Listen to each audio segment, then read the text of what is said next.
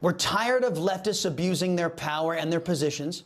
And we're tired of Mitch McConnell, Mitt Romney, John Cornyn, and the rest of these Democrats in GOP clothing fully funding the abuse of our people. What Democrats are doing in government is immoral. It's illegal, and it should be defunded. I pray the GOP in the House of Representatives decides to defend us rather than fund this corruption. Joining me now to discuss this, many things, Ambassador for the America First Policy Institute, retired gunnery sergeant for the United States Marine Corps, Jessie Jane Duff. Lady, it's great to see you. You know, I'm sure this isn't what you put the uniform on to defend. One of the top issues at CPAC this week is Democrats using the justice system as a political weapon. Here's conservative Texas Senator Ted Cruz. Garland, I believe, is the most partisan and politicized attorney general our nation has ever seen. And what is happening at the Department of Justice is heartbreaking, because it is turned into the political weapon for the Democrats to attack their enemies and protect their friends. Gunny, under Biden's Democrat rule, we're being forced to fund a government that overtly treats the political enemies of Democrats, their word, unfairly. And this can't be sustained, in my view. What do you say?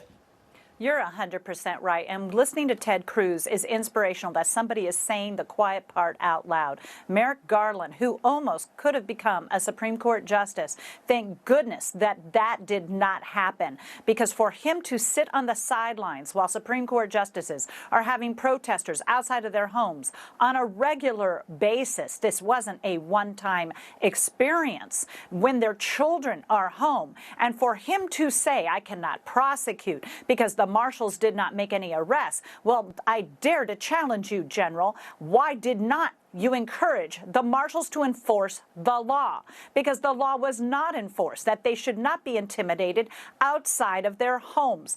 And it is rampant because it has continued for many, many months. And it's upsetting to see an attorney general actually act indifferent and try to say, well, it's not my fault. I have nothing to do with this.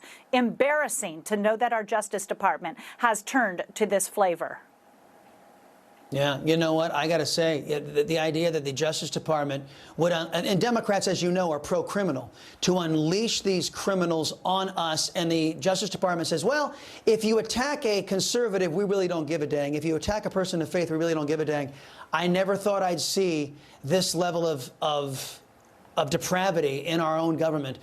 Gunny, while Democrats are degrading the DOJ in all aspects, you're sounding the alarm about what Biden and his merry band of Marxist-Leninists are doing to the Pentagon, quietly changing the transgender policies. Center for Military Readiness Policy analysis revealing that some of the changes include changing Department of Defense vocabulary to reflect non-science trans ideology, holds commanders responsible for all alleged biases against transgender people, also allows for men and women to change their sex assigned at birth to a different gender.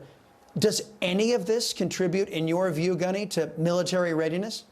This actually degrades the military readiness. We have one job in the United States military, and that is to overwhelm and destroy the enemy. With this, we are now becoming a political arm of basically the Biden White House. The military is now going out and allowing people on active duty to change their gender identity. They're allowing the transgenders to actually transition and do whatever behavior that is normal for them to do that on base and off base, meaning men will be in dresses. This means that the men will be able to birth, which is house with women. We are now looking at the degradation of unit cohesion. We have one job, and it is not a right for all people to serve the military. It is only the most qualified who can serve in the United States military. And all they're doing now is allowing people with gender dysphoria to come on the taxpayer dime and receive treatment and surgery and hormonal treatment during their entire time on active duty.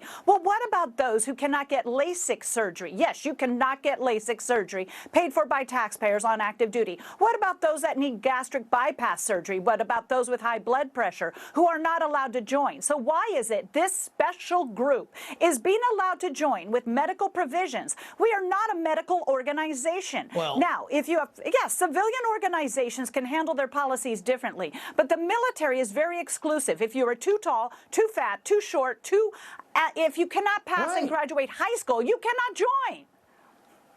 But you know what? All this money is being diverted into this LGBTQ, ABCDFG cultural Marxism, this critical race, hate whitey critical race theory. And we can't afford to keep our planes in the air. We can't afford to keep our ships afloat. We have communist China outspending us, and we're degrading our military capacity. We got plenty of money. We can't make sure we have plenty of money to arm our armed services. This is absolutely crazy, and it's going to be the death of us all. Retired Gunnery Sergeant Jessie Jane Duff, thank you very much for your service and your time.